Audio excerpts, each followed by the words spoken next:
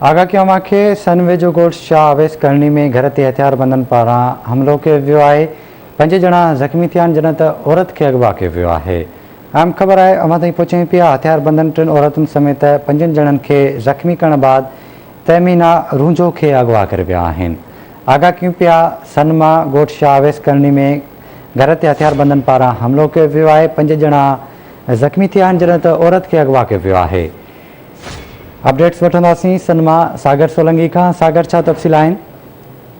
सनवे जो मांझन थाने जी हद गोट शावेस करनी में 7 हथियारबंदन चादर जो दीवारी जो तकदुस इस्तेमाल करे घर अंदर दाखिल थी औरतन मर्दन ॿारनि ते वेछाण तशदुद करण खां पोइ शादीशुदा औरत मसमात तहमीना ज़ाल आतिफ रूंझो खे हथियारनि जे ज़ोर ते अगवा करे खणी विया। जॾहिं त हथियारबंदन जी फायरिंग में औरतन मर्दन समेत 5 ॼणा सख़्त ज़ख़्मी थी पिया, जिन खे ॻोठाणनि अस्पताल पहुचायो, जिते ज़ख़्मियुनि खे इमदाद ॾिनी वई। मांझन पुलिस खे इतला मिलण ते 1 कलाक खां पोइ पहुची, जंहिंजे करे हथियारबंद औरतुनि खे आसानी सां अगवा करे फरार थियण में कामयाब थी विया। मुतासिरनि जो चवणु आहे त कोसा बिरादरी जे 7 गुट बदल हथियारबंदन घर ते हमलो करे औरतुनि मर्दनि ते तशदुद करण खां पोइ तहमीना खे अगवा करे विया आहिनि। जॾहिं त 3 थाणनि जी पुलिस हथियारबंदन जे चढ़ाई करे 1 ॼणे मोहम्मद अली कोसे खे गिरफ़्तार करे मांझन थाणे ते लाकअप करे छॾियो आहे। जॾहिं त ॿिए हथियारबंदन जी तलाश जारी आहे। हिते जो मांझन सादिक सोलंकी राब्ते करंदे ॿुधायो आहे त उहो पुराणो फ़ैसिलो आहे।